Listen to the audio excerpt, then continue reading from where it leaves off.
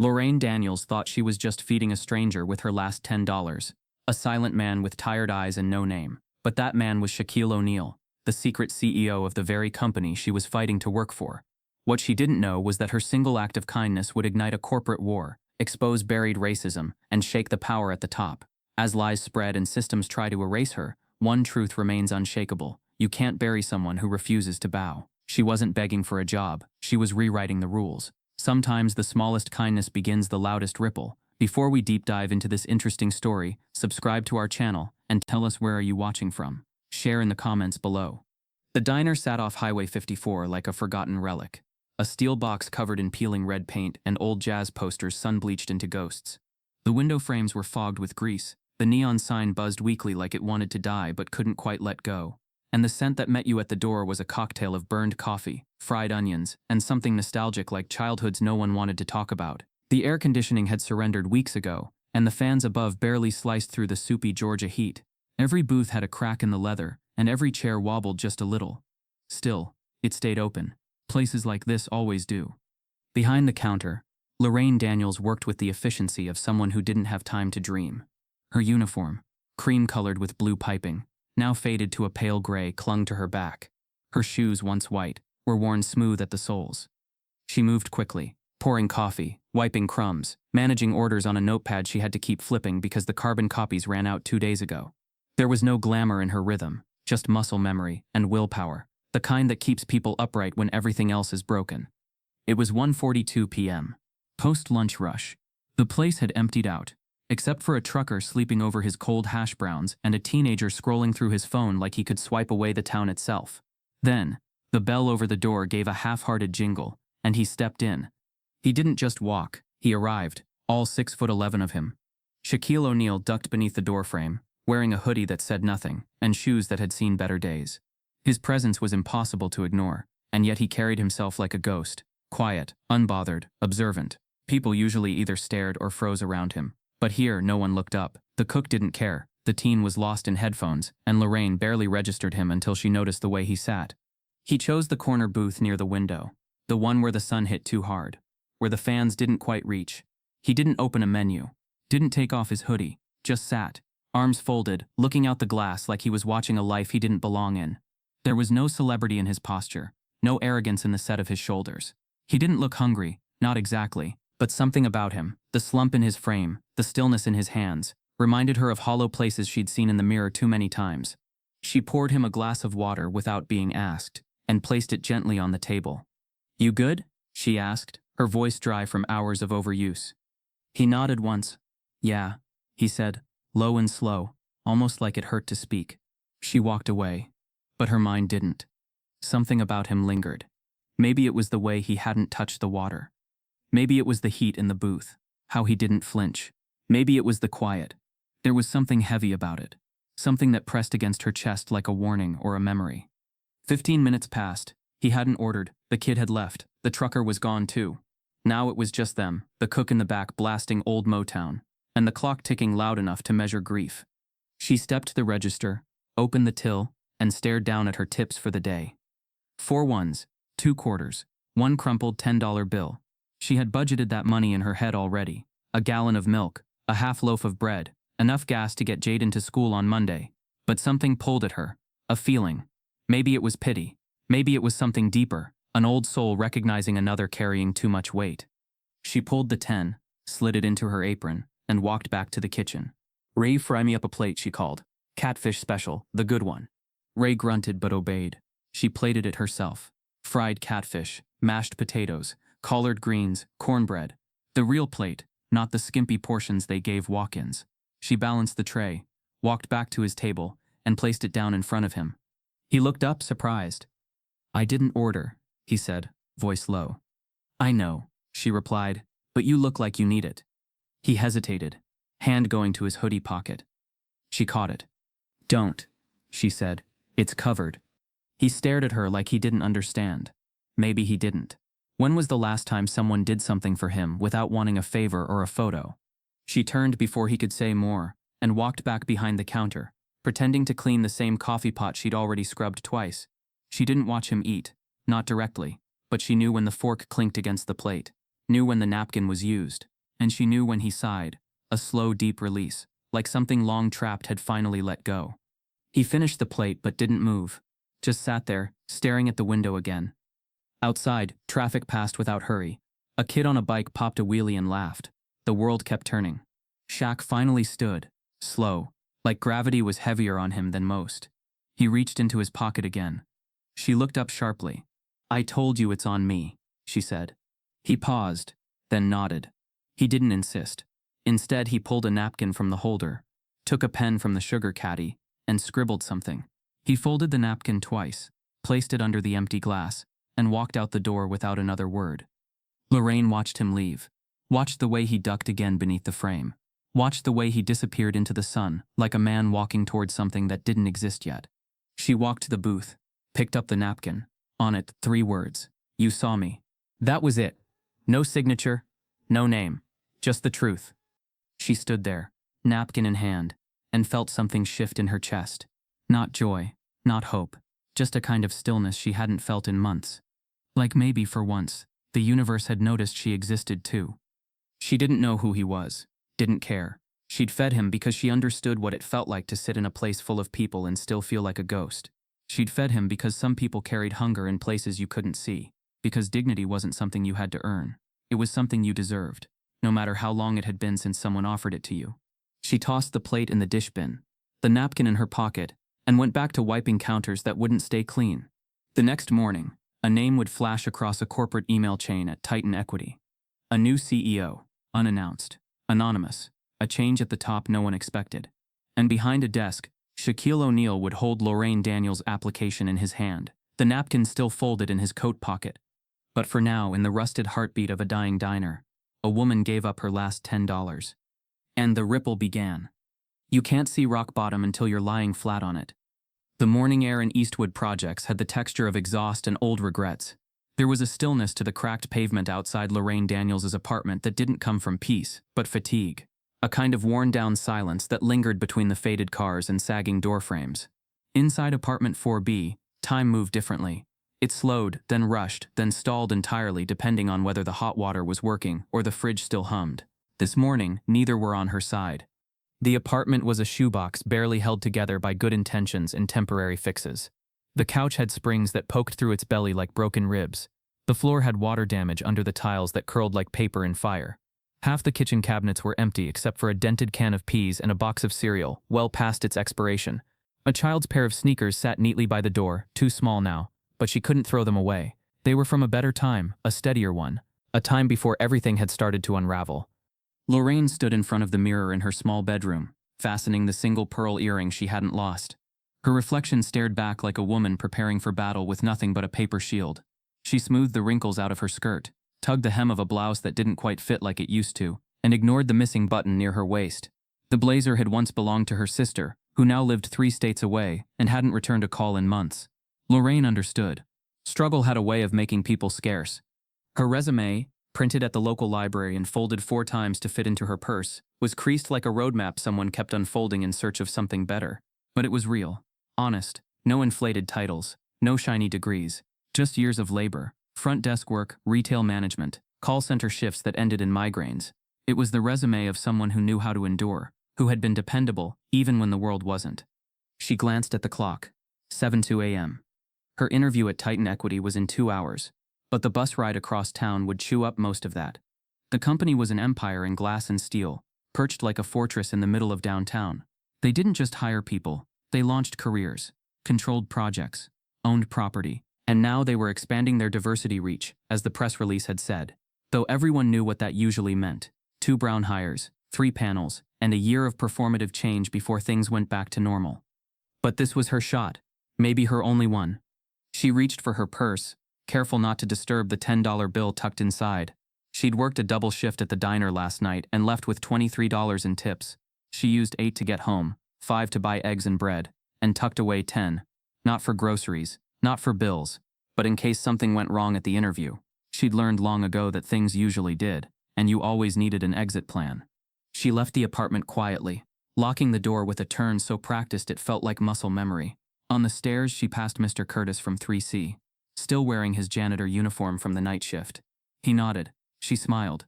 In these buildings, kindness was currency. Passed in nods, favors, and the occasional plate of food when you knew someone hadn't eaten. There wasn't much else to give. The bus stop was already crowded. Two teens with oversized backpacks argued about music. A woman braided her daughter's hair with one hand while sipping coffee with the other. The city's bones creaked in the background. Distant sirens, someone yelling about rent, car horns cutting through the morning fog. Loraine clutched her purse tighter, kept her head high. The bus arrived late. It always did. She boarded, slid her transit card through the machine. Negative balance. She didn't flinch, just reached into her purse, pulled out the $10 bill, and fed it into the cash slot. She stood for the whole ride. The seats were full, and no one made room. She didn't expect them to. She watched the neighborhoods change through the window. From concrete to condos. From corner stores to Whole Foods. From murals of kids with halos to towering billboards of smiling white faces selling startup dreams. She could feel the difference in the air, in the quiet discomfort of being the only one like her on the bus past 14th Street. By the time she arrived outside Titan Equity's building, the sun had climbed higher. The structure loomed above her, all glass reflections and rotating doors. Security guards stood tall, stone-faced, scanning badges and judging shoes. Loraine took a deep breath and stepped forward. She told herself, "Walk like you belong here." But the lobby, with its marble floors and scent of lavender cleaning products, had a way of making you feel small no matter how straight you stood. The receptionist barely looked up when she gave her name. "Interviews on 32. Take the second bank of elevators," she said, already moving on to the next call. Loraine stepped into the mirrored elevator, staring at her reflection among the chrome walls. 32 floors up, and not a single ounce of certainty beneath her feet. As the elevator climbed, she thought of Jaden. Her son. 15. Smarter than the world was ready for. Angry in ways he didn't know how to name yet. Last week he'd come home from school with a bruise on his wrist. A security guard said he mouthed off. No one listened when she called the principal. She remembered the way he avoided eye contact when she asked about it. The way he flinched when someone knocked too loud on the door. That bruise wasn't the only one life had given him. She couldn't afford to let him think the world didn't care. That's why this job mattered. When the elevator opened, she stepped into a hallway that smelled like ambition and filtered air. The woman who greeted her introduced herself as Devon from HR, with a voice that smiled more than her face did. Devon's handshake was light, hesitant, and her eyes flicked once over Lorraine's outfit before she motioned toward the waiting room. Loraine sat there for nearly an hour. Two other candidates came and went. White, polished, portfolios thick with promises. One of them laughed loud enough for the whole floor to hear. The other one didn't even sit. She was called in the moment she arrived. Loraine waited. She adjusted her blouse, checked the time, took a sip of water, waited more. Then finally her name. She was led into a conference room, where 5 people sat behind a glass table, all in suits, all with laptops open, fingers poised to type. She introduced herself with a calm voice, despite the tremble crawling up her spine. They asked questions about her gaps in employment, her lack of higher education, her time at the diner. One man, with slick hair and a smirk that didn't leave his face, asked if she'd be comfortable adjusting to a corporate culture after such a long time out of it. She answered every question clearly, truthfully, without apology. She spoke of managing teams without the title, balancing ledgers by hand, mediating customer disputes better than some trained consultants. Her voice didn't waver when she spoke of resilience, the kind they didn't teach in business school. But she saw it, in their eyes, in the way they scribbled notes without looking up, the way their mouths tightened when she said she was a single mother, the way the room suddenly cooled. They weren't listening to learn. They were listening to find a reason to say no. Still, she held her ground. When the interview ended, she thanked them, stood tall, and walked out. No tears, no sighs, just silence. As she left the building, she didn't see the man in the hoodie and sneakers sitting in the cafe across the street. Didn't see the way his eyes followed her. She didn't know her name had already crossed his desk. Didn't know he'd been in the diner. Didn't know that Shaquille O'Neal, the CEO she'd unknowingly fed the night before, had already read her file and made a decision no one else expected. All she knew was that she had nothing left. But sometimes nothing is exactly what destiny needs to begin. Power watches quietly, sometimes wearing a hoodie and old sneakers. Shaquille O'Neal didn't need to sit in corner booths with broken blinds and lukewarm iced tea. He didn't need to ride city buses, wear beat-up sneakers, or duck security cameras. But today, and for the last 6 months, he chose to walk through the world in silence. No entourage, no spotlight, just a hoodie, old jeans, and the weight of a city's pulse pressed against his chest. Power, real power, wasn't always in the volume. Sometimes it hid in quiet places, listening, measuring. After years of investing, mentoring, and being the face of a dozen brands, Shaq had accepted a challenge most wouldn't touch: Titan Equity. The corporation had grown bloated and slick with corporate arrogance, a skyscraper of deals and dividends, but rotten beneath. The kind of place that hosted diversity panels without hiring changemakers. The kind that bought neighborhoods to flip them into concrete profits. He'd turned down their offer twice before, but then came the third call, laced with desperation and masked as opportunity. He accepted, but on one condition: full operational control, no press, no fanfare, no suits. So he moved in like a shadow. He changed his title on paper to Chief Strategy Advisor. Internally, he was known only as Q in email threads, a name that meant nothing to anyone except the board. Meanwhile, his real mission began. Show up at properties, observe unnoticed, speak to people off script. From janitors to junior analysts, diner cooks to construction workers, he was building something bigger than a bottom line: trust. But something shifted the moment Loraine Daniels handed him that plate. It wasn't just the meal. It wasn't even the fact that she didn't know who he was. It was the way she moved. Like kindness wasn't a transaction. Like giving something away didn't make her lesser. That kind of grace was rare, especially in places where hope was currency, and everyone had already paid too much. He hadn't been hungry, not for food anyway. He'd walked into that diner on instinct, following the same curiosity that had driven him into unglamorous corners of the city all month. He liked sitting with people's silence, watching the way they carried weight. But when she placed that meal in front of him, refused his money, and walked away without expectation, something cracked, a quiet fracture. The kind that didn't bleed but changed the shape of everything inside. That night, he didn't go home to his penthouse suite. He went to the 2-room apartment he kept on the south side, the one no one knew about, a place with peeling paint and a mattress on the floor, a reminder of the beginning. He sat on the edge of the bed, unfolded the napkin she'd left behind, and stared at his own name scribbled in rushed pen.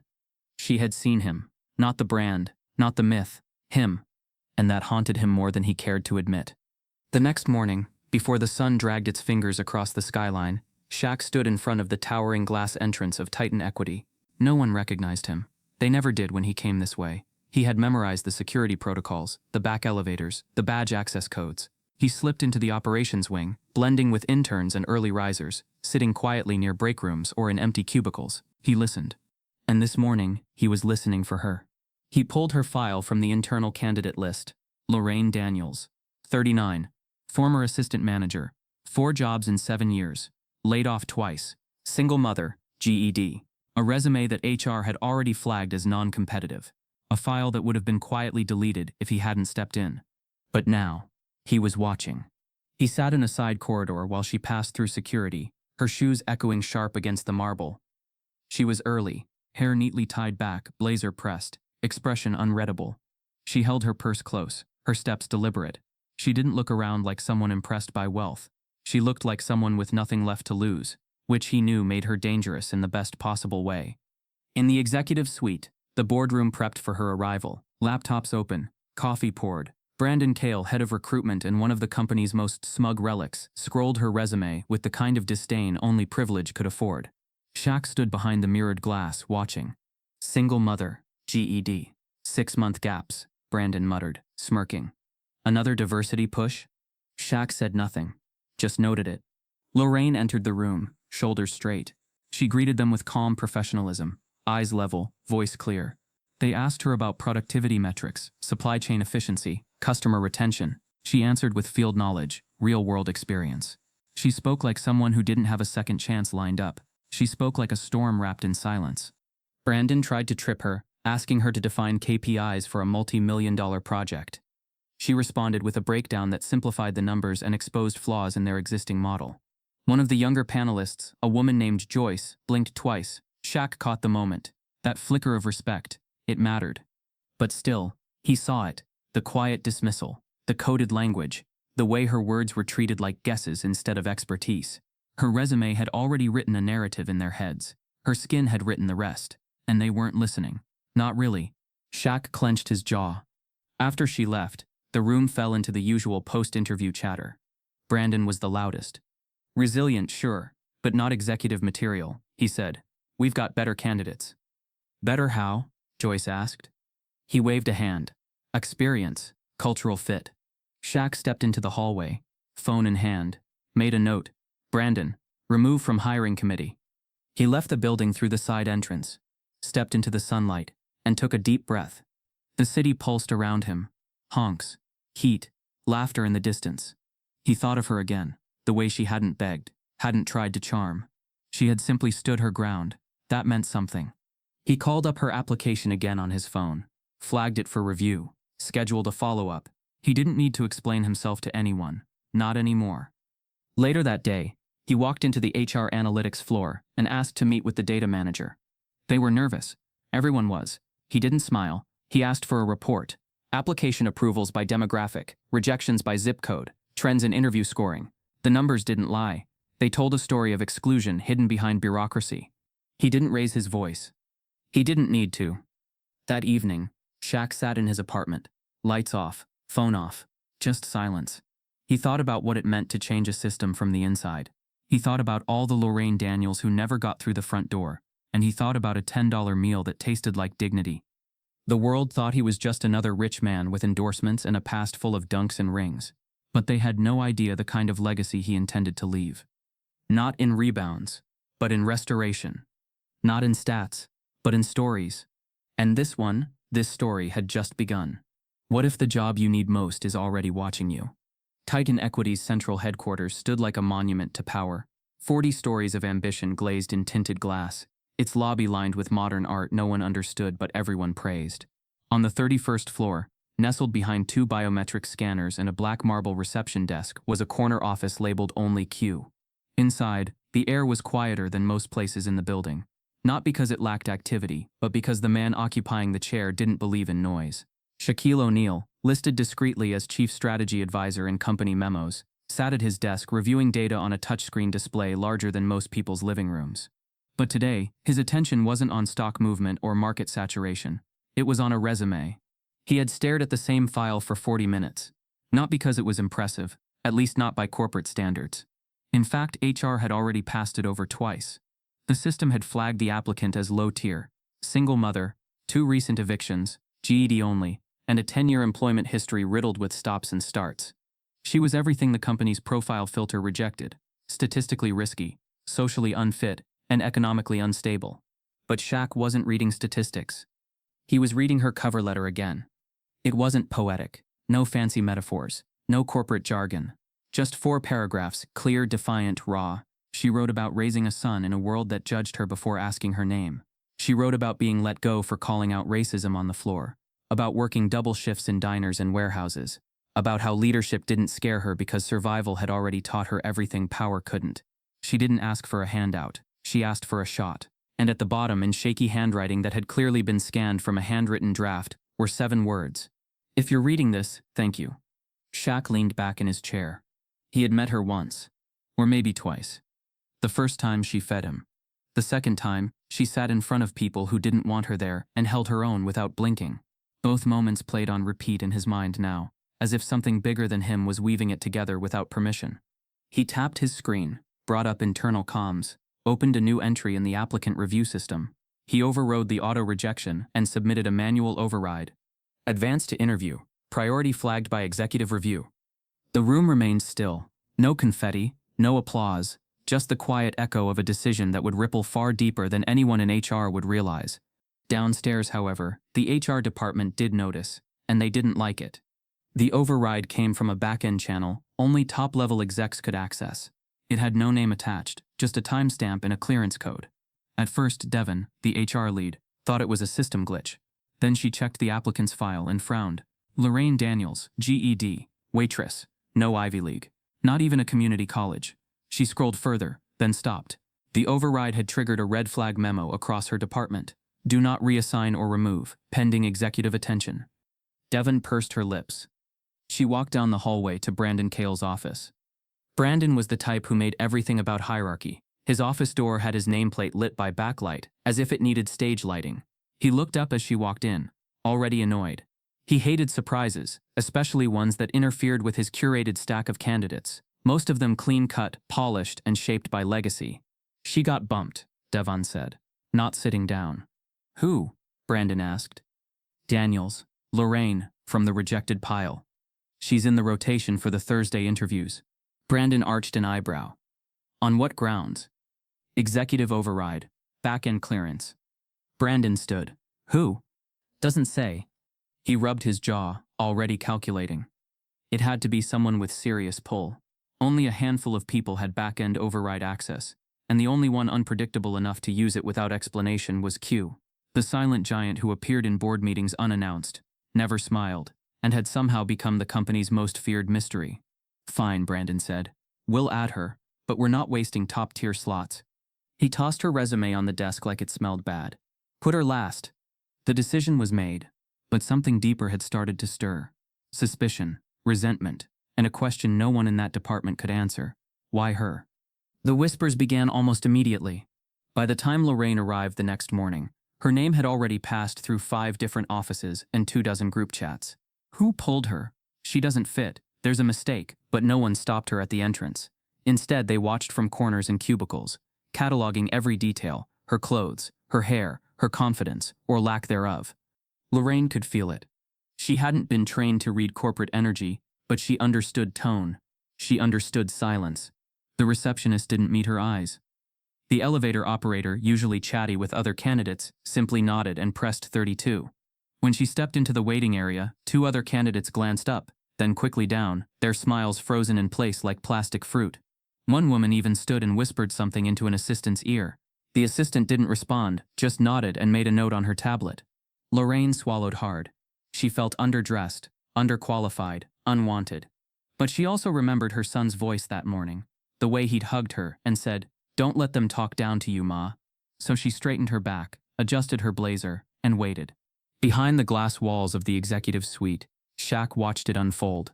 Not just her arrival, but their reaction. The glances, the tension, the subtle tightening of jaws. His position gave him access to live floor feeds, interview recordings, and internal communications. It wasn't surveillance, it was insight.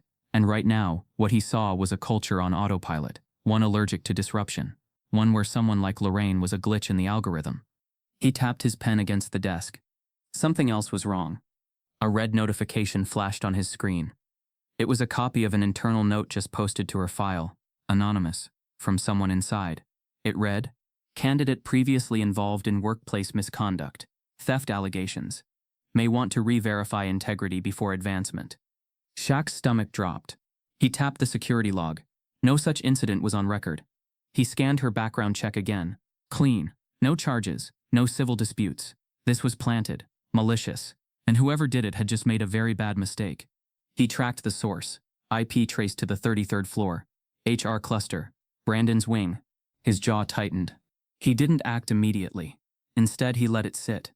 Let the lie breathe just enough for it to reveal itself. But internally, he created a second note.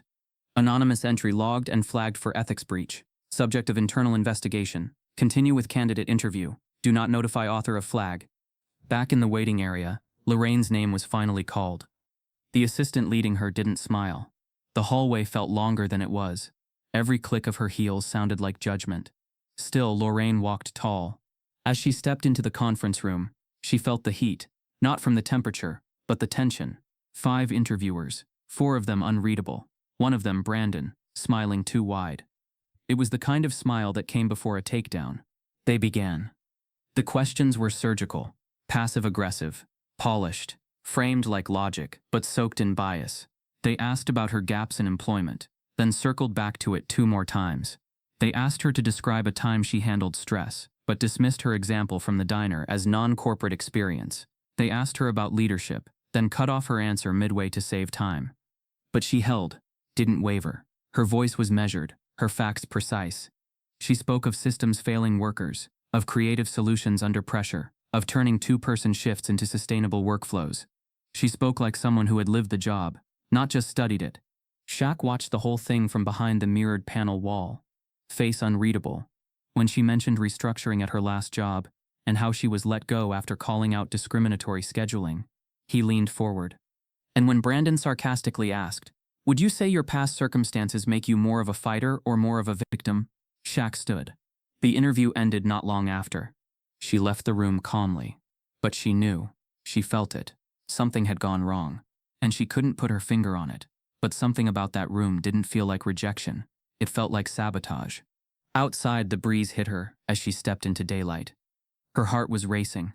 Her hands shook. But still she walked. Inside, Shaq sat back down and typed a new directive into the internal system. Candidate Daniels, advanced to Phase 2, direct report to executive review. He paused, then added one more sentence. Also begin audit trail on HR records for manipulation. Full transparency report requested. No alerts to be issued to staff until phase is complete. Something had shifted. And it started with her resume. Not because it rose to the top, but because he reached down and pulled it out. Now the game was changing. Success has a color, and it's rarely yours. The sun hadn't yet burned off the morning chill when Loraine Daniels stepped off the bus in front of Titan Equity's corporate headquarters. But the warmth she expected from daylight never reached her. Instead, a breeze slapped at her hem like a warning, and the towering building before her stood like a cold verdict. 40 floors of glass and silence, reflecting a world she'd never been invited into.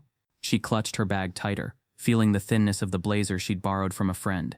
Its shoulders too wide, the cuffs too short. Still, she stood tall, head held high, like someone walking into court to defend her life. Inside, the lobby hummed with that sterile corporate energy. Polished marble floors, backlit mission statements, art installations meant to distract from the truth. The receptionist sat behind a gleaming desk, tapping at a screen with red nails and a practiced frown. When Loraine approached and gave her name, the woman didn't smile or make eye contact. She just pointed to a clipboard without looking up, her indifference sharp enough to sting. Loraine signed in. The pen barely worked. Elevators on the right, the receptionist muttered. You'll want the 31st floor. Loraine turned, heels clicking softly against the stone. The elevator bank was sleek, 4 polished doors, all reflective like interrogation mirrors. She pressed the button, waited. When the doors opened, 2 men in tailored suits stepped in ahead of her. She followed, but the younger one glanced at her shoes, then at the floor indicator, then at her again, subtle, practiced disdain. You sure you got the right floor? He asked, smirking. She didn't respond, just nodded and stepped in, turning her back to them. The elevator stopped at 22, then 24, then 28, then skipped 31. The doors opened at 33 instead. Guess that's yours, the older man said, though it wasn't. Loraine stepped out anyway, breath shallow, pulse kicking against her ribs. The hallway was empty, quiet, unnaturally so. She walked slowly until she found a stairwell, heels echoing with every step down. By the time she reached the 31st floor, the muscles in her calves burned, not from the climb, but from the reminder. This place was not designed for her. The hallway on 31 was different from the lobby. Warmer lighting, textured walls, conference rooms with frosted doors and framed accolades. She spotted a seating area ahead, where 3 other candidates waited, all white, all dressed like they'd walked off a business school brochure. They glanced up as she approached. One smiled, tight and careful. The others didn't. Loraine sat 2 seats away, straightened her skirt, and kept her bag on her lap. She could feel it. The quiet tension in the room, like static before a storm. No one spoke. One candidate, a sharp-jawed man with steel-colored glasses, tapped a pencil against his knee with just enough rhythm to be noticed. The woman to his left had a leather binder clutched to her chest like armor. The third, a redhead in a powder blue blazer, just stared at her, like trying to place where Loraine fit in the system she thought she understood. A door opened. An assistant stepped out, scanned a tablet, then glanced up. Daniels. Loraine Daniels? The room shifted. Not visibly, but subtly, like something unexpected had just cracked the frame. Loraine stood, her blazer bunched at the shoulders. She smoothed it without rushing. The redhead blinked. The man with the glasses raised an eyebrow. The woman with the binder bit the inside of her cheek. No one said a word, but their silence screamed. Loraine followed the assistant down the hall. As they passed open offices and long conference rooms, she noticed how heads turned, some with curiosity, others with suspicion. She was being watched, and not the way a candidate should be, not with interest, with confusion, like she didn't belong, like she was a question that made people uncomfortable. The assistant led her to a private room, neutral walls, water on the table, 5 seats, one empty across from 4 others. As Loraine entered, she met the gaze of the interview panel. 3 men, 1 woman, all poised, all corporate perfect, suits, ties, polished nails. She knew this room, not physically, but spiritually. She'd sat in variations of it for years, each time knowing the odds were already stacked before the first question dropped. Brandon Cale sat in the center, arms folded, mouth tight. He was the one whose name was whispered more than spoken on the 33rd floor. Old money, new ego. He glanced at her file, then at her face, then back again. His expression barely changed, but Loraine recognized what flickered in his eyes, panic disguised as professionalism. This wasn't the interview he expected. She wasn't the candidate he feared. She was worse. She was real. "Miss Daniels," he said, "welcome. Let's begin." What followed was less an interview than an audit of her existence. Every gap on her resume became a courtroom exhibit. Every job title was interrogated like a crime. They asked about her former manager at Walker Foods. Was he really a reference? They asked why she'd left her last job. She told them downsizing. They asked again, were there other factors? She didn't flinch. "I was told my hours were cut for budget reasons," she said. "A week after I reported discrimination in the schedule rotation. I wasn't surprised when I was let go." They didn't write that part down. Brandon leaned in. "And you believe that experience prepares you for an executive assistant role here?" "I believe resilience is a skill," she said, "and I've had a lot of practice." No one laughed. The woman on the panel, Joyce Simmons, watched with quiet intensity. She didn't speak much, but she did one thing the others didn't. She listened. Brandon asked her to describe a time she led a team. She spoke about the night shift at the diner, when a manager quit mid-service, and she kept it running with one cook and a 17-year-old hostess. She recited numbers, orders processed, complaints resolved, customer return rates, but it wasn't in the data, it was in the way she delivered it. Calm, clear, measured, like someone who'd learned to solve problems before she ever had titles. But the room remained unmoved, because this was a stage where skin spoke before experience, and hers spoke loudly. After 20 minutes, the questions stopped. Brandon gave a nod, one that barely passed for courtesy.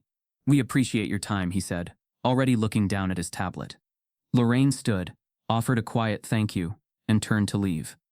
In the hallway, the assistant didn't meet her eyes. She was led back to the lobby without conversation. Outside, the wind had picked up. She didn't wait for a ride, just walked. Behind the mirrored interview room wall, Shaq stood in silence, arms crossed. He had seen it all, the questions, the posture, the way Brandon smirked when he thought no one would notice. But Shaq noticed everything, and what he saw wasn't a poor candidate.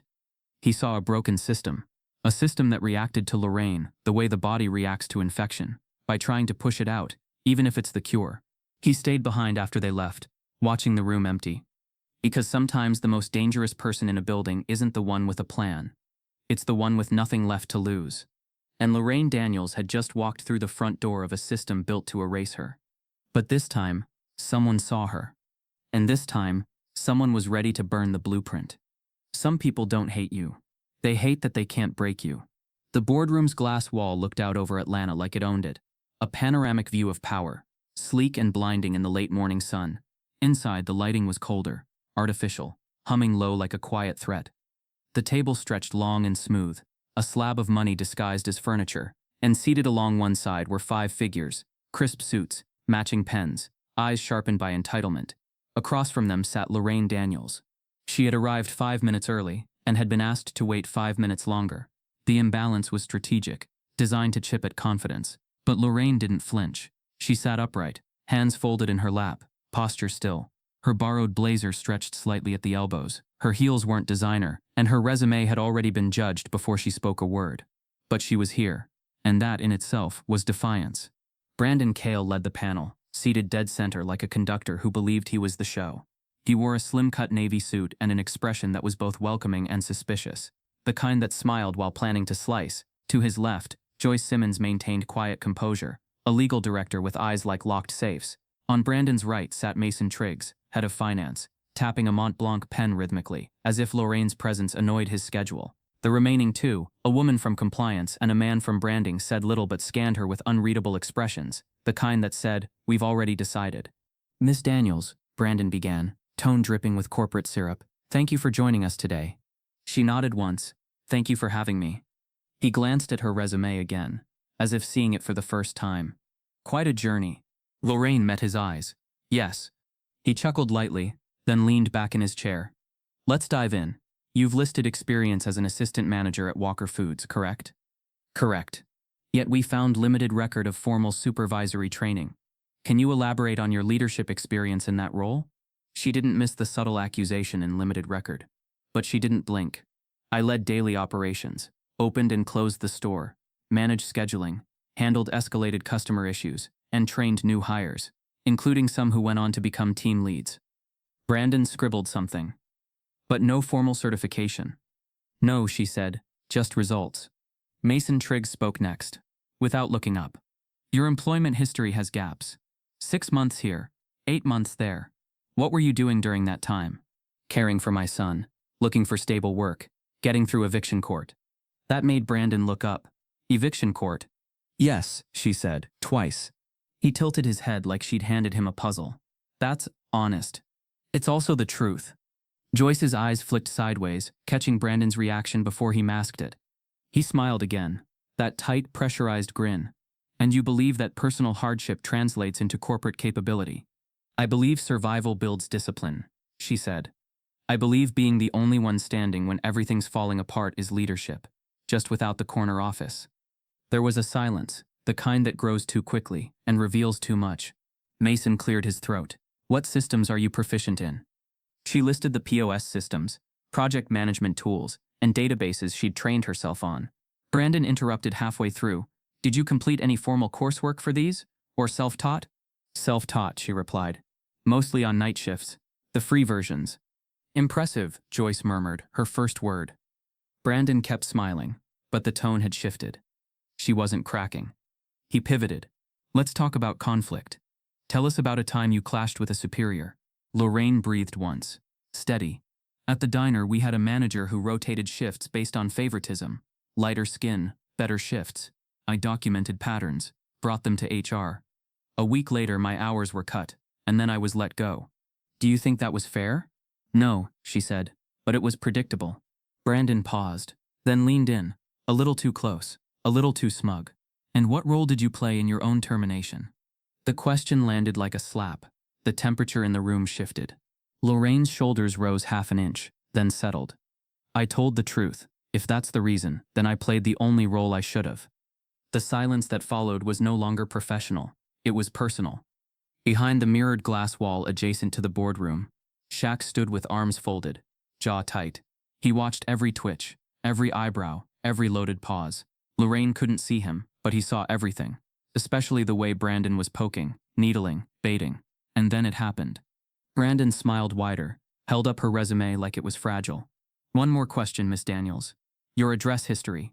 2 evictions in 3 years. You're now listed in subsidized housing. Do you believe your personal instability might affect your performance in a high-pressure environment? The room went still. Mason looked up, eyebrows raised. Joyce froze, her pen midair. Loraine stared at Brandon for a full 2 seconds. Then she leaned forward, voice steady. I believe I've spent the last decade functioning at a high level in the middle of chaos, prejudice, and survival. I believe I've shown up to every job on time, every shift covered, every task done, while raising a black son in a country that sees him as a threat. So if you're asking whether paying rent late makes me unstable, then I'd ask you to re-examine your definition of resilience. She didn't raise her voice, didn't blink, but the room flinched. Brandon sat back, smile gone. Joyce looked down at her notes, then spoke again. What would your last direct supervisor say about you? Loraine answered without hesitation. That I never left anyone behind.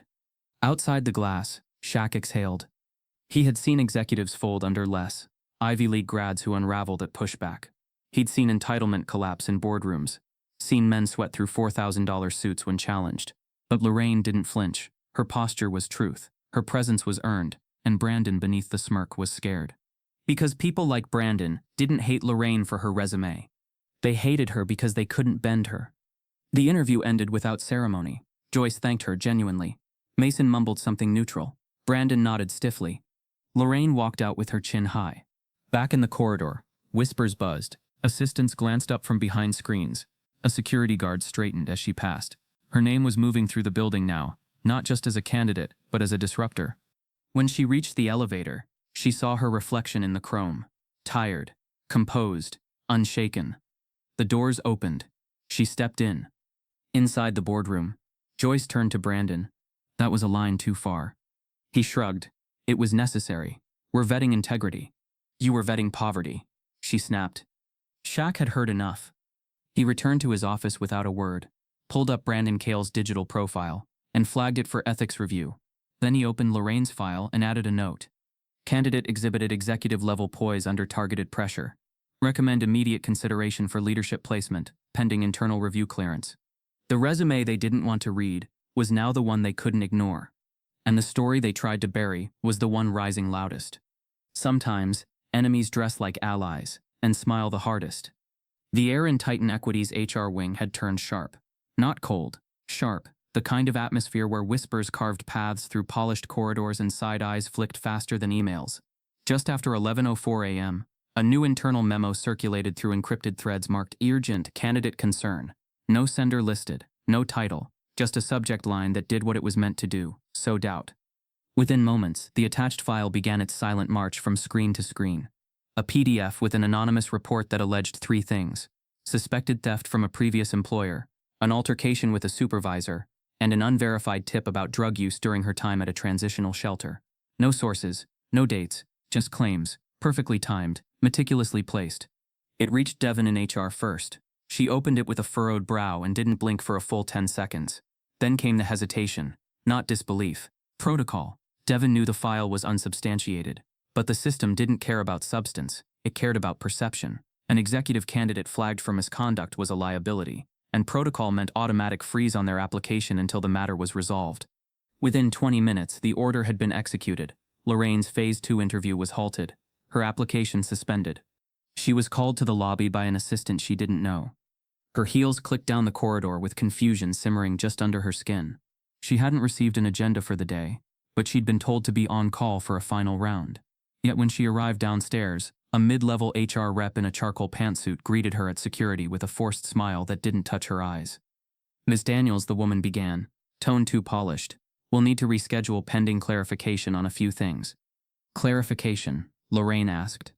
"There's been a complication. Just procedural. We need to follow up on some inconsistencies from your prior employment." "Inconsistencies?" The woman's eyes shifted, a glance at the security guard nearby, who was now watching too closely. "We'll reach out to you soon. I'm afraid we can't allow you to remain in the building at this time."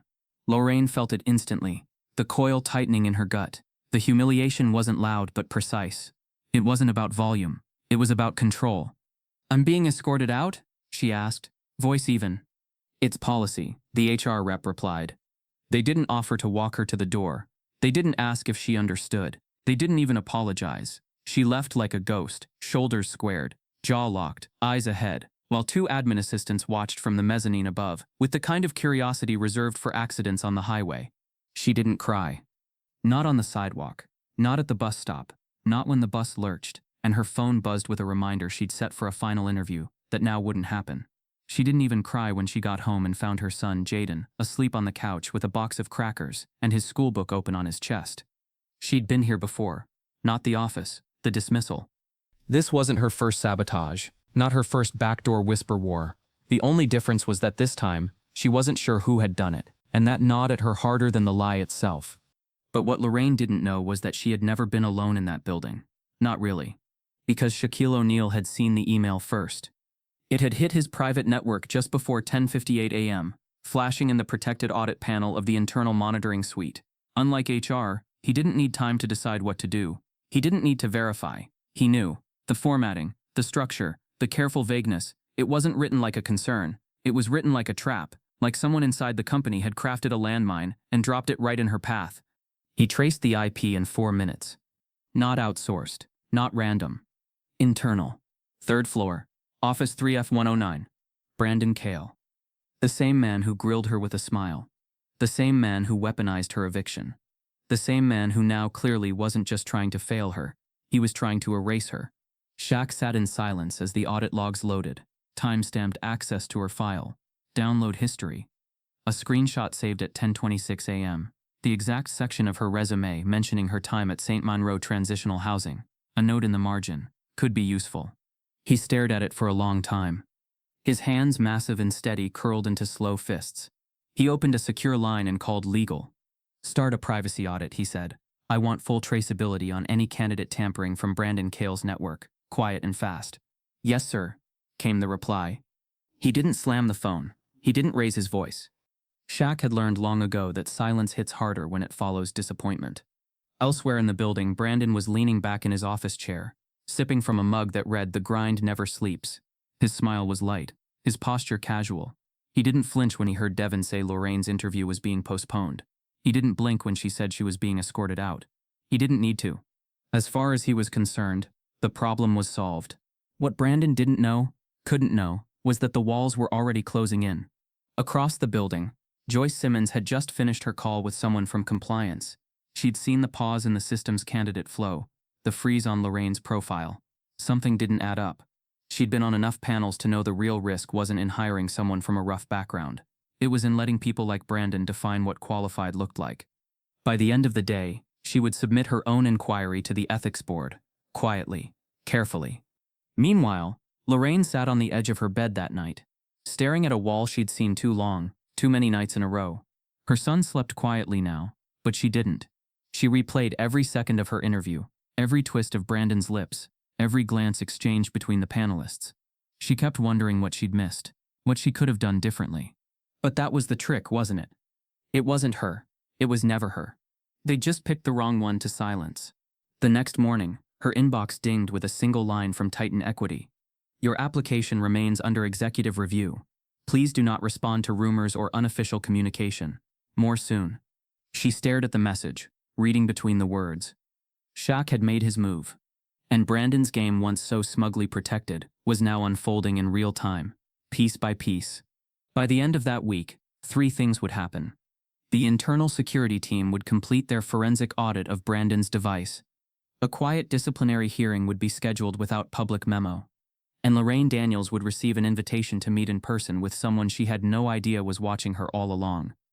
But for now, all she knew was this. They tried to smear her. They tried to erase her. But the lie had a scent. And the truth was already hunting it down. Before you fight for someone else, you have to face your own reflection. The city looked different from the south side. No glinting skyline. No rooftop lounges or valet curbs. Just cracked pavement, crooked stop signs, and corner stores where the register was still behind bulletproof glass. This was where the truth didn't wear suits. Where dreams didn't come in leather portfolios. It was where Shaquille O'Neal had learned to move carefully, to keep his head down and his back strong. And now, 30 years later, as the CEO of one of the most powerful firms in the country, it was where he returned when he needed clarity, when the noise of power felt like static and the real world felt too far away. He pulled up in a modest black SUV. No logos, no shine. He parked not in a reserved driveway, but along the curb where the asphalt dipped. The porch light was already on. His mother always left it on, not because she expected him, because she always hoped. Lucille O'Neal answered the door before he could knock. She stood tall, age in her joints but fire still in her eyes. Her apron was stained with flour, her slippers soft and faded. She opened the door like she'd been waiting all day. "You hungry?" she asked. Shaq stepped inside, lowered his head slightly to clear the frame. Always. The living room hadn't changed. Same brown couch. Same crocheted blanket folded neatly on the armrest. Pictures lined the shelves, not of Shaq in suits or on magazine covers, but school photos, birthday smiles, and blurry snapshots from Little League games. This wasn't a shrine to success, it was a museum of survival. Lucille brought him a plate without asking. Cornbread, greens, a slice of leftover roast. He ate in silence at the small kitchen table, chewing slowly, the weight of the past few days heavy on his shoulders. She didn't press him. She knew his silence had shape. She just let him carry it until he was ready to speak. "It happened again," he said finally. Lucille didn't look surprised. "What happened?" "Someone with real fire, real grit, got ambushed." He paused. Same script, different name. She set down her glass. "Let me guess. She wasn't the right fit." "She was better than fit. She was the damn standard."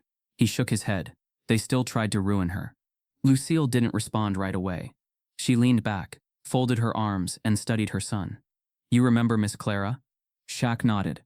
"3rd floor, lived across from us when I was 9. Lucille smiled, but it didn't reach her eyes. She cleaned offices at the insurance firm downtown, walked 3 miles home every night because she wouldn't spend $1 on bus fare she could use for her daughter's school books. She paused. "She bought you shoes once, from a thrift store. Remember that?" "I remember." "She handed them to me like they were gold.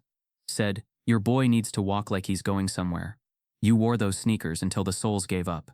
Shaq exhaled slowly. Lucille's voice softened. There have always been Loraine Daniels. Always women carrying too much with too little. Always people trying to bury them before they can bloom. Shaq nodded. That's the thing. I keep telling myself I'm fixing the system, changing the culture from the inside. But it's not just about business. It's not even about her. It's about me. I see her sitting there, taking those questions, holding her ground, and I see you. I see Clara. I see the women who carried me to success and never got to walk through the same doors. Lucille's eyes misted, just for a breath. Then she shook her head. Baby, you didn't get here alone. And now that you're here, you don't owe them apologies for what you change. You owe us action. Shaq stood and walked to the living room window. Outside, the street was quiet. A few kids riding rusted bikes. The porch light across the street flickering like a heartbeat. He didn't say anything for a long moment. Then, I know who sent the smear report. Lucille raised her eyebrows. And it was Brandon. Her expression didn't shift. She'd been in enough kitchens with whispers to know that kind of sabotage wore expensive shoes and spoke in passive tones. You gonna fire him? I want to. But I want more than that. His voice tightened. I want the whole chain exposed. Everyone who nodded, everyone who stayed silent, everyone who called her resume a risk. Lucille stood and walked over to him. Her hand rested on his shoulder, gentle but firm. You know what you're doing? I'm not just defending her, Ma. He turned to face her. I'm defending 1,000 people who never made it to that seat. I'm tearing out the lie that says struggle disqualifies brilliance. Lucille nodded slowly. Then don't wait for permission. He looked down. It's gonna get messy. She smiled for real this time. Change always is. That night, Shaq left his mother's house with more than a full stomach. He left with resolve. He drove back through the city with the windows down, listening to the streetlights hum over pavement paved by stories no one recorded. He passed billboards with fake promises and buildings built on the backs of invisible labor. But he didn't feel small. He felt something rising inside him. Not rage, not revenge, something heavier. Justice. When he reached his office, the building was dark. He didn't turn on the main lights. He sat at his desk, pulled up Lorraine's file one more time, and then opened a new window. He drafted a memo. Subject, Executive Culture Restructure Initiative. Effective immediately. He outlined a system-wide audit on bias in the hiring process, including an independent third-party review of HR's candidate ranking algorithms, a full digital forensic investigation into anonymous internal correspondence, and mandatory accountability training for executive hiring leads. He authorized departmental oversight to be transferred to a new, specially appointed Director of Community Equity, title pending. And at the bottom, he signed one name, Shaquille O'Neal, Chief Executive Officer, Titan Equity. He hit send. Then he sat back, letting the silence hold him for a moment. This wasn't just about Loraine. This was about the mirror he'd spent his life trying to ignore. And finally, he had broken the glass. Power never surrenders. You have to take it. The boardroom was colder than usual, not because of the temperature, but because of the tension. Frosted glass muted the buzz of the outside floors, and behind the double doors, 15 of Titan Equity's top executives sat in leather chairs, checking watches, whispering among themselves and wondering why an emergency board meeting had been called with no warning. Shaquille O'Neal had said nothing in the email, no subject line, no bullet points, just a time, just a room. Shaq didn't enter immediately. He let them sit for 6 minutes, a deliberate silence, just long enough for the undercurrent to rise. And when the doors finally swung open and he walked in, no one smiled.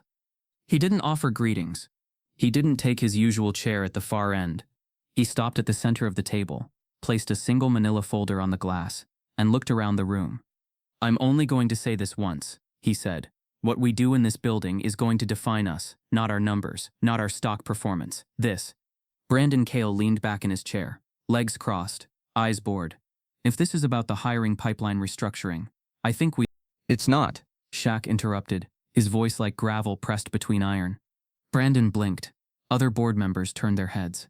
Shaq rarely interrupted. Today he was making noise. Shaq opened the folder, pulled out a document. It was the leaked anonymous report, the same one used to sabotage Lorraine's candidacy. He dropped it onto the table with a sharp flick of his wrist. This, he said, was sent to HR with no author, no timestamp, and no verified source. It contained fabricated accusations against a candidate who had cleared background, passed interviews, and shown greater resilience than half the people in this room.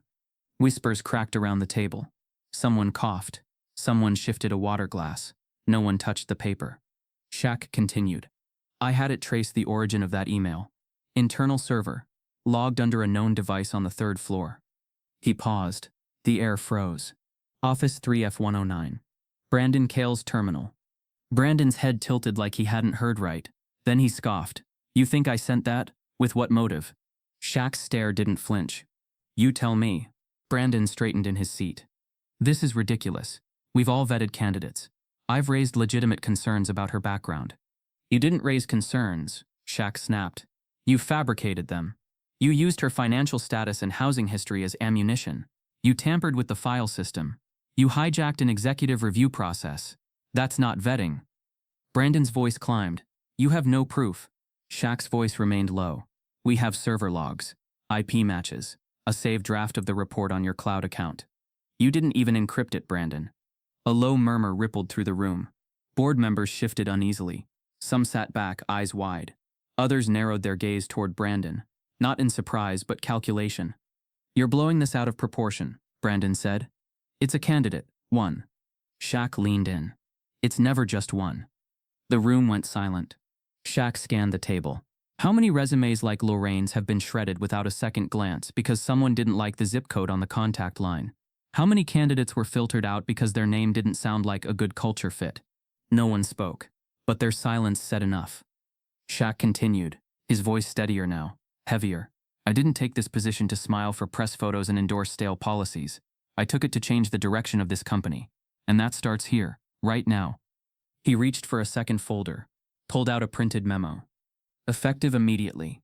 We're launching a full internal audit on hiring practices, candidate rejection patterns, and all personnel involved in unauthorized influence. HR will no longer report to Brandon Cale. An external equity board will be brought in, and any candidate who was rejected outside protocol will be reviewed again thoroughly and without prejudice. Brandon slammed his palm on the table. You don't have the authority to restructure departments on a whim. Shaq stared at him. Read your contract. I do. Brandon opened his mouth, then closed it. One of the senior members, a woman named Claire Redding, cleared her throat. You said the candidate's name was Loraine Daniels? Yes. She's still in process? Shaq hesitated, then exhaled. She's gone. The room stilled. Gone? Claire asked. She withdrew? She didn't withdraw, Shaq said. She was humiliated, escorted out of this building under false allegations, and hasn't responded to any contact since. We ran the follow-up. Her apartment's empty, no forwarding address, phone disconnected, email deactivated. The weight of it fell heavy. Brandon leaned back, smug again. So all this theater for someone who bailed? Shaq turned to him slowly. No, this isn't for her. This is for the system that made her feel like disappearing was the only option. A long pause. Then Claire leaned forward. If we can find her. I'll hire her myself, Shaq said. Not out of pity, out of principle. Another board member spoke. What if this creates media exposure? It will, Shaq replied. Good, let it. The room sat in quiet discomfort. Shaq's voice dropped an octave. You all pride yourselves on being forward-thinking. Visionaries. Then you should already know. The future won't be built on fear of change. It'll be built on correction. He turned to leave. At the door, he stopped. And for the record, he added, I didn't walk into this role to manage egos. I walked in to rebuild a bridge, one you all burned a long time ago. He left the room. Behind him, no one moved. The paper on the table remained untouched. The battles were no longer backdoor. They were in the boardroom now, and power, real power, had changed hands. But even as Shaq returned to his office, pulled open his contacts and started dialing every lead he could find, one truth gnawed at him harder than the rest. Loraine Daniels had vanished. And all the authority in the world couldn't fix what fear had already taken. The truth isn't always what it looks like, especially when you're a mother. The county courthouse sat at the edge of downtown, where the skyline gave way to cracked sidewalks, where glass towers stopped and traffic lights blinked slower. The architecture was unforgiving, square, beige, bureaucratic. Its steps had carried thousands in and out, guilty and innocent alike, and no one ever walked them without leaving something behind. That morning, the halls buzzed with bailiffs, lawyers, clerks, and the stale rhythm of broken systems pretending to be justice. Shaquille O'Neal stood under a low ceiling outside courtroom B12. His broad frame stooped slightly, in a space never designed for giants in size or status. He wasn't here as a CEO, not in a tailored suit, no entourage.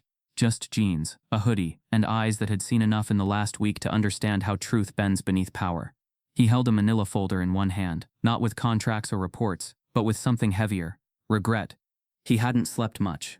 For 3 days he'd tried to find Loraine Daniels. She'd vanished after being escorted out of Titan Equity, her trail growing colder with each hour. Her phone number dead, her apartment vacant, no forwarding address. HR labeled her withdrawn. Brandon had called her unstable, but Shaq knew better. He'd felt it in his gut. She didn't quit. She was surviving. Then came a phone call late the night before from someone in community legal aid, a woman who'd once helped him with a housing grant in his early days. She left a voice message with no details, just a location. Fulton County Juvenile Court, 9:30 a.m. "You should be here," she said. Now standing outside the courtroom, Shaq understood why. Inside, the judge's bench towered over the wooden pews. The state seal stared down like an indifferent god, and at the center table, in an oversized hoodie and steel bracelets that didn't belong on him, sat a 15-year-old boy with his mother's eyes and his own jaw clenched like it had been wired shut. Jaden Daniels. He didn't speak when the court called his name. His attorney did the talking. Said the security footage from the gas station proved he wasn't involved. Said the store owner had admitted it wasn't Jaden. Said the arrest had been a misidentification, a term used too casually when the skin in question was black, and the officer too quick to assume. Loraine sat behind her son, still in the same blazer from her last interview. Shoes scuffed, hair pulled back without care. She looked like she hadn't slept, hadn't eaten, hadn't exhaled in days, but she was still, and silent. The kind of stillness that comes after a storm too long to measure. The judge dismissed the charges. No apology, no explanation, just a gavel and a nod to the next case. Shaq watched Loraine rise, her hand gently touching her son's shoulder as they stood to leave. Jaden didn't speak. He walked as if waiting to be pulled back. They passed through the courtroom door, down the hallway, and into the light of the lobby where Shaq stood waiting. Loraine saw him instantly. She stopped walking. Jaden looked up at her, then at Shaq, then back to her. Shaq didn't move closer. He stayed where he was, hands open, palms empty. "I'm not here from the company," he said, his voice calm but deep. "Not today." Loraine didn't speak. Her eyes scanned him, cautious but not afraid, just tired. "I'm sorry," he said, "for how that all went down." She looked away, jaw flexing. "You don't need to say that." "I do," he said. "I watched it happen. Every second. And I didn't stop it in time." Loraine let out a breath that sounded like it had been waiting days to escape. "I thought it was over," she said. "Thought the interview was just another dead end. Then the lies started. Then the escort. Then my son." Her voice caught. She didn't cry. She never cried in front of people, but her throat thickened, and that was enough. Shaq looked at Jaden, who now stood closer to his mother. "I'm Shaquille," he said, offering a hand. Jaden shook it slowly, his grip solid. "You hoop?" Shaq asked gently. Jaden nodded once. "Used to." Shaq crouched slightly to meet his eyes. "You didn't do anything wrong. You know that, right?" Jaden shrugged. Didn't matter to them. Shaq stood again, looked at Loraine. "That's why I need you," he said. She frowned. "Need me?" "I restructured the entire hiring process, fired Brandon, opened an investigation into HR, set up a new division, community equity. It's real, funded, permanent." She blinked, absorbing the words. "And I want you to lead it," Shaq said. "Not because of what you went through, but because of how you carried it." Lorraine's hands tightened around her purse. "You still think I belong there?" Shaq nodded. "I think you're the only one who ever did." She didn't respond immediately. The offer hung in the space between them like a dare, a hand reaching across fire. She looked down at Jaden, who was already watching her face. "What about school?" she asked, more to herself than him. "There's a relocation stipend," Shaq added. "Private schooling for dependents. You'll have a voice, a real one." Jaden looked up. "You'd be like, a boss?" Loraine smiled. The first real smile in days. Like a boss. He nodded. "Then yeah, let's do it." She turned back to Shaq. Her voice steadied. "I'll come in Monday." Shaq exhaled, a slow wave of relief. Then he extended his hand again. This time she didn't hesitate. And for the first time, they didn't shake hands as CEO and candidate. They shook hands as two people who understood what it meant to be feared for the way you look. And they weren't going to let it happen again. Sometimes the revolution starts in a waiting room. On Monday morning, Titan Equity looked the same from the outside. Same mirrored towers gleaming against the downtown skyline. Same security guards posted under brushed steel awnings. Same badge readers blinking green and red like traffic lights of power. But inside, something had shifted. Not in the architecture, but in the air. It was subtle, a breath being held, a current changing direction. Like the moment before rain, when the wind carries something sharp and new. Loraine Daniels stood just inside the lobby, in the very same place where she had once been told to wait, then watched, then walked out without answers.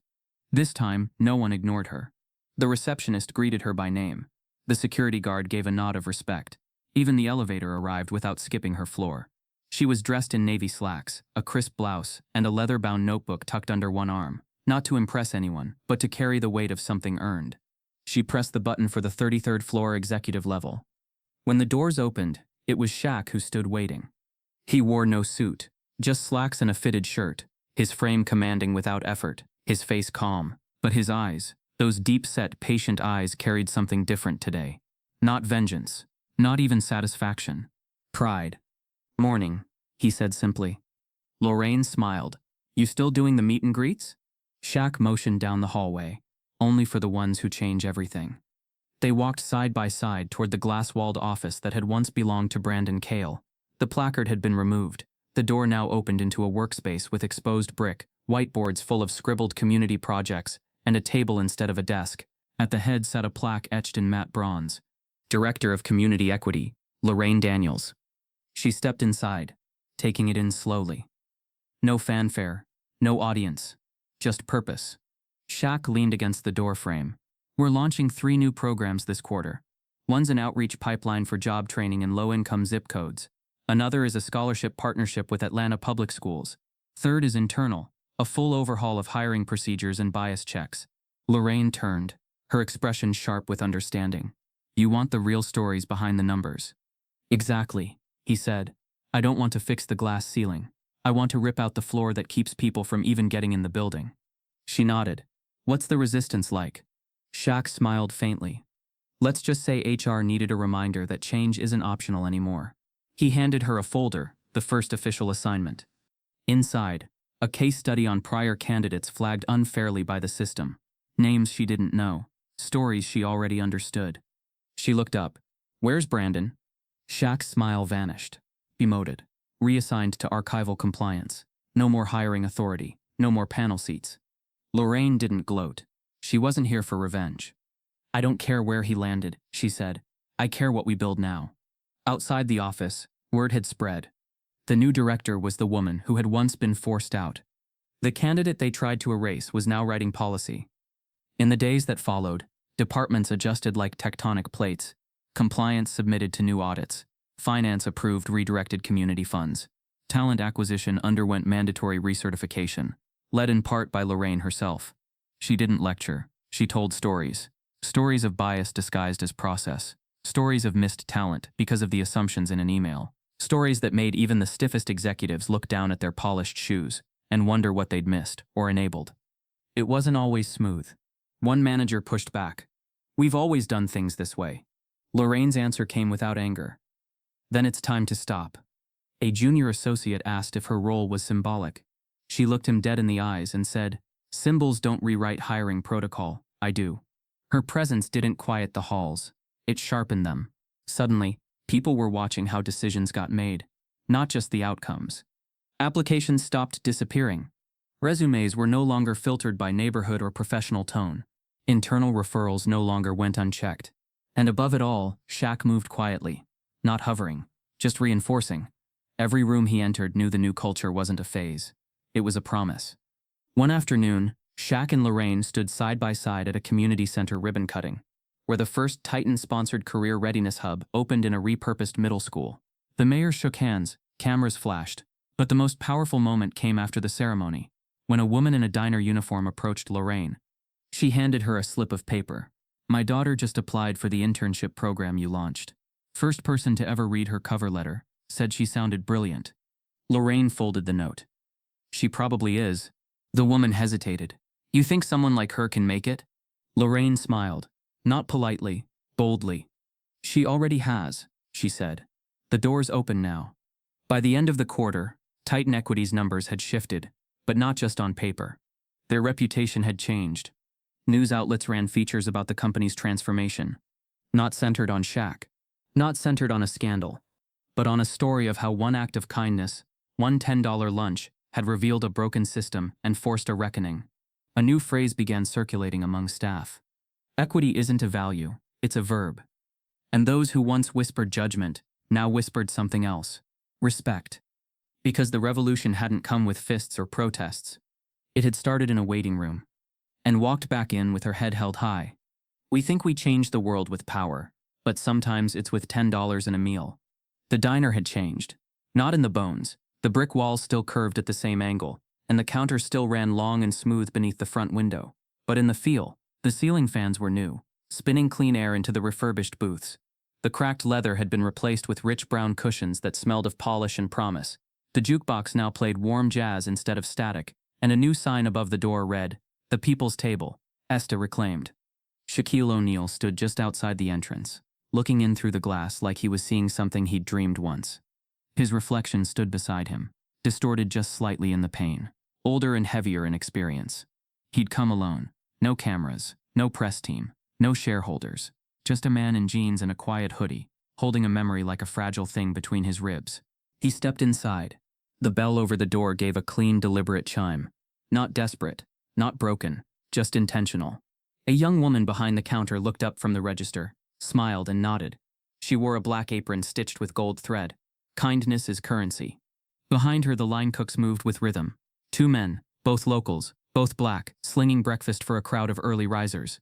A group of teenage girls in uniforms giggled over a shared plate of pancakes. An older couple sat near the window sipping coffee, the kind of mix you didn't see in downtown cafes. Shaq made his way to the back booth, the one in the far corner, under the hanging light. The same booth where she'd served him. The same one where he'd first tasted dignity on a plate he hadn't asked for. He ran his palm over the table. It was different wood now, but the memory stayed pressed beneath the lacquer. The weight of silence, the crackle of something deeper than hunger. A laminated plaque on the wall above the booth caught his eye. Kindness is currency. Spend it boldly. In honor of LD, Shaq smiled. A waitress approached, not Loraine, but someone with the same quiet confidence. Her name tag read, Naya. She looked to be in her early 20s, curls tied up high, gold hoops swinging slightly as she walked. "You want the big Shaq plate?" she asked, grinning. Shaq raised an eyebrow. "That's real?" "Absolutely," she said. "Catfish, mashed potatoes, collard greens, 2 cornbread sides, and sweet tea. You get a $10 discount if you order it with no questions asked." He chuckled, deep and low. "You got me." She winked. "Coming right up." As she turned, he glanced around again at the life pulsing through this place, at how the walls no longer felt heavy. He remembered it all. The $10 bill, the refusal of payment, the napkin with "You saw me" scribbled in ink. He remembered the way Loraine hadn't flinched, the way she gave with nothing left, and how that moment so small had cracked something open in him. That wasn't a gift. That was a mirror. He'd walked into that diner invisible. Not as a celebrity. Not as a businessman. Just a man whose eyes were tired. And she had looked right at him. Not the brand, not the myth. Just him. And without knowing who he was, she'd decided he was worth feeding. That decision had changed everything. Not because it led to a job. Not because it led to a title. Because it restored the idea that maybe, just maybe, truth still mattered more than status. Across town, Loraine Daniels now stood in front of a crowd of interns. 20 young people of every background, each one plucked from places where resumes were rarely read past the address line. She wasn't behind a desk. She stood among them, sharing not advice but truth, telling them that she hadn't always known what to say in a room full of power, that her voice had once trembled, that she had once walked into Titan Equity with eviction notices folded into the lining of her purse, and walked out because someone chose to lie instead of listen. And then, when everything was burning, someone else had decided not to stand back. She told them the truth about Shaq. Not the polished version. Not the executive highlight reel, but the man who had stood silently behind mirrored glass, watching a panel try to unravel her dignity. The man who didn't speak until he had all the evidence. The man who showed up when it counted. The man who, when given the choice between preserving image and restoring justice, chose her. Back at the diner, Nia returned with the plate steaming, full and damn near perfect. Shaq looked down at it, a little stunned. "This is exactly how I remember it." She grinned. "Miss Loraine taught us, It's the only item on the menu that doesn't get altered. You work with her? I did, she said.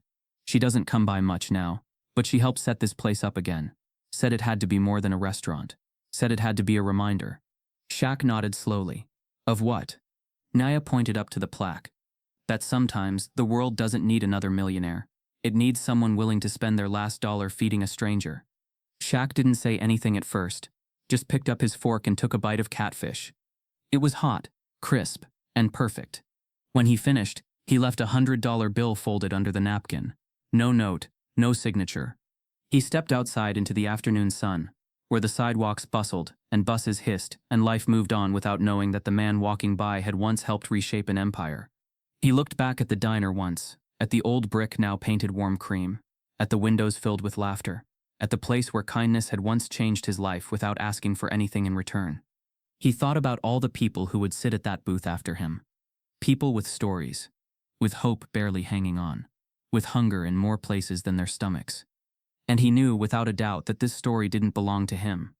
It belonged to the woman who had bought lunch with her last dollar, and who, without realizing it, had held up a mirror to a man the world already thought was complete, and showed him where the cracks really were. She didn't give him food, she gave him clarity. He didn't give her a job, he gave her the room she should have had all along. And in the echo of that exchange, so simple, so human, an entire company had changed. An industry had shifted. And a truth had been carved into the foundation of something that finally, truly mattered. She bought him lunch with her last dollar. He gave her the future with his first decision. What if the next world changer is the one everyone overlooked? What if your kindness today disrupts a system tomorrow? This isn't just a story, it's a reminder that truth walks in quietly, but leaves echoes that last generations. Stay curious, stay bold, stay ready to see the power in people before the world does.